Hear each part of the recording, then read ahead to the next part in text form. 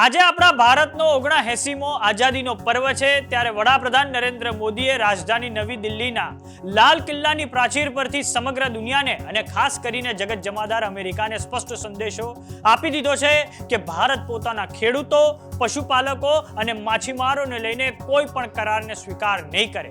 તેમનાથી જોડાયેલી કોઈ પણ અહિતકારી નીતિની આગળ પીએમ મોદી દિવાલ બનીને ઊભા છે.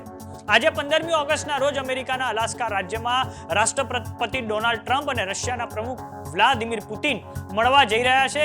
ત્યારે આ પહેલા ફરી એકવાર ડોનાલ્ડ ટ્રમ્પે ભારત અને પાકિસ્તાન વચ્ચે સમાધાન કરાવ્યાનો ઉલ્લેખ કર્યો છે. નમસ્કાર, જમાવટ સાથે હું છું પાર્થ.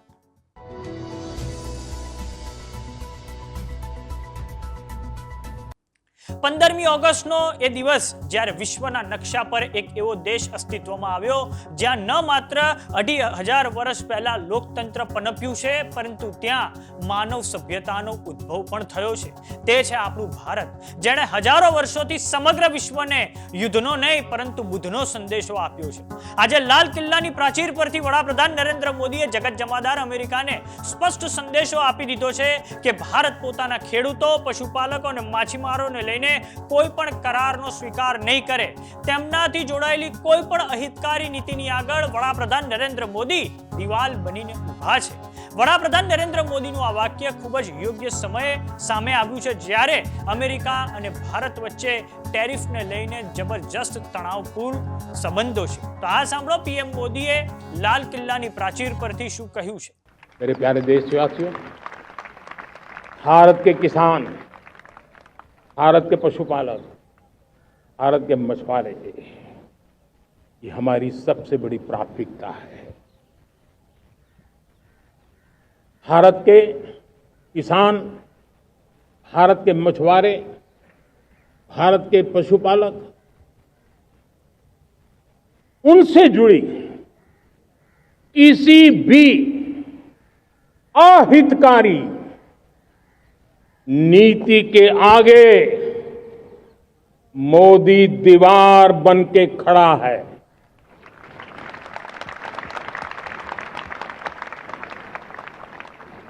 भारत अपने किसानों, अपने पशुपालकों, अपने मछुआरों के संबंध में कभी भी कोई समझौता नहीं स्वीकार करेगा.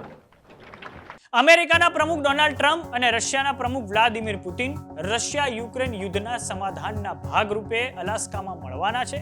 તો આ પહેલા વ્હાઇટ હાઉસમાં રાષ્ટ્રપ્રમુખ ડોનાલ્ડ ટ્રમ્પ દ્વારા એક પ્રેસ બ્રીફિંગનું આયોજન કરવામાં આવ્યું હતું. તે દરમિયાન તેમણે કહ્યું હતું કે ભારત પાકિસ્તાન યુદ્ધ વખતે 6 થી 7 જેટલા પ્લેન પડી ગયા હતા.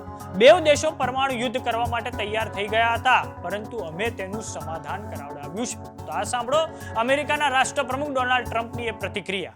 6 of them made peace, not just solved them, made peace. If you look at Pakistan and India, that was, planes were being knocked out of the air. 6 or 7 planes came down. They were ready to go. Maybe nuclear, we solved that. I thought this would be maybe an easier one. It never made sense, this war. It would have never happened when I was president. If I were president, this war would have never happened. But millions of people have been killed. And I'm there for one reason, to see if I can solve. This was Biden's war. This isn't my war. I want to see if I... અમેરિકાના રાષ્ટ્રપ્રમુખ Donald ટ્રમ્પે ભારતની ચિંતા કરવાની જરૂર નથી. ભારત તેના કોઈ પણ દેશ સાથેના દ્વિપક્ષીય સંબંધોમાં કોઈ પણ સમસ્યા હોય તો તે દ્વિપક્ષીય રીતે તેનું નિરાકરણ લાવે છે. ભારતે અગાઉ સ્પષ્ટ કરી દીધું છે કે ભારતે કોઈ પણ નેતાની મધ્યસ્થતા ઓપરેશન સિંદૂર વખતે નથી સ્વીકારી. માત્ર બે દેશો ભારત અને પાકિસ્તાનના ડીજીએમઓ વચ્ચે થયેલા સંવાદ પછી જ બે દેશો વચ્ચે સીઝફાયર થયું છે. તો આ બાબતે તમારું શું માનવું છે અમને કોમેન્ટ બોક્સમાં લખીને જરૂર જણાવો. જો તમે અમને યુટ્યુબ પર જોઈ રહ્યા તો સબસ્ક્રાઇબ કરો. જો તમે અમને ઇન્સ્ટાગ્રામ અને ફેસબુક પર જોઈ રહ્યા તો ફોલો કરો. સાથે જ અમારી વોટ્સએપ ચેનલ આવી ગઈ છે, તેને સબસ્ક્રાઇબ કરવાનું ના ભૂલતા.